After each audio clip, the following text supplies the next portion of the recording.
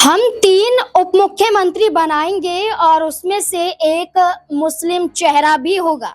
ये कहना है आजाद समाज पार्टी के अध्यक्ष और नगीना से सांसद चंद्रशेखर आजाद का। चंद्रशेखर आजाद अब सिर्फ दलितों तक सीमित नहीं रहना चाहते हैं, बल्कि दलितों के अलावा अल्पसंख्यकों का भी सहारा लेने के लिए चंद्रशेखर आजाद तैयार हैं। 2027 के विधानसभा चुनाव से पहले चंद्रशेखर आजाद ने दावा कर दिया है कि अगर उनकी सरकार बनती है, अगर उनकी पार्टी चुनाव जीतती है, बहुमत हासिल करती है, तो उनका सबसे पहला कदम होगा कि सत्ता में आने के बाद किसी बड़े पद को लेकर किसी मुस्लिम चेहरे को ये जिम्मेदारी सौंपी जा सके। न सिर्फ उप मुख्यमंत्री बल्कि मुख्यमंत्री पद को लेकर भी ये दावा चंद्रशेखर आजाद ने किया। दूसरी तरफ चंद्रशेखर आजाद की नजदीकियां आजम परिवार से भी बढ़ रही हैं। तो क्या ऐसे में ये संकेत आजम खान के लिए था?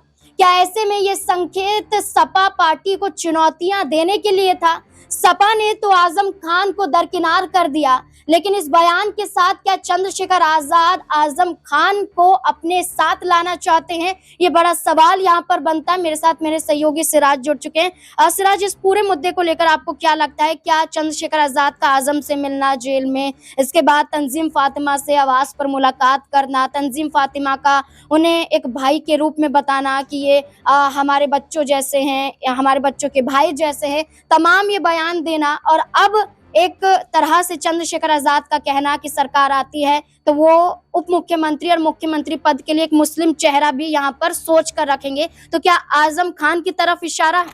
देखिए नाज़मीन, जाहिर सी बात है कि इस बात की चर्चा लंबे समय से हो रही है कि आजम खान और चंद्रशेखर आज़ाद के बीच तालमेल जो है वो बहुत अच्छे हो चुके हैं, और इस बात का संकेत मिलता भी है तंजीम फातिमा के बयान से। क्योंकि देखिए, तंजीम फातिमा को जब भी उनसे सवाल पूछा जाता है चंद्रशेखर आज़ाद को लेकर, तो वो कहती है कि भाई उनसे हमारे पारिवारिक रिश्ते भी हैं, चुनाव से हटकर अगर देखें तो उनसे मिलना जुलना लगा रहता है, उनसे बातचीत होती रहती है। और इधर चंद्रशेखर आज़ाद कहते हैं कि आजम खान को समाजवादी पार्टी ने छोड़ दिया, आजम भाई की लड़ाई हम सड़क से लेकर संसद तक लड़ेंगे और कहीं ना कहीं उन्हें न्याय दिलाने का काम करेंगे। तो इससे साफ संकेत मिलता है कि कहीं ना कहीं चंद्रशेखर आजाद और आजम परिवार के बीच जो तालमेल है वो बनती हुई नजर आ रही है, और ये बिल्कुल भी समाजवादी पार्टी के लिए ठीक नहीं है। लेकिन अभी जिस तरीके से आपने सवाल किया कि क्या आजम खान को लेकर चंद्रशेखर आजाद कोई संकेत दे रहे हैं, जाहिर सी बात है कि आजम खान मंत्री भी रह चुके हैं, कई बड़े पदों पर वो समाजवादी पार्टी में भी रह चुके हैं, और केंद्र की राजनीति, राज्य की राजनीति में बड़ी बड़ी भूमिका निभा चुके हैं। तो उनका जो अनुभव है वो काफी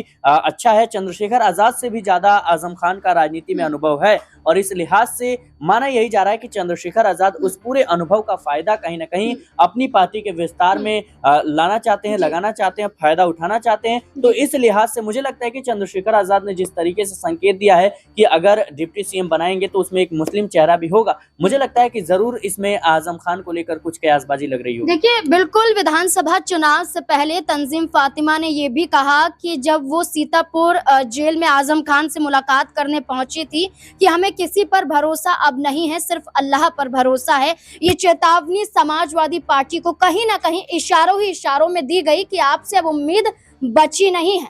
तो उम्मीद अगर सपा से नहीं है तो क्या किसी अन्य दल की तलाश में तंजीम फातिमा या आजम परिवार दिखाई दे रहा है? इस पूरे मुद्दे को लेकर अब आपको क्या लगता है? अपनी राय कमेंट सेक्शन में जरूर दें। धन्यवाद।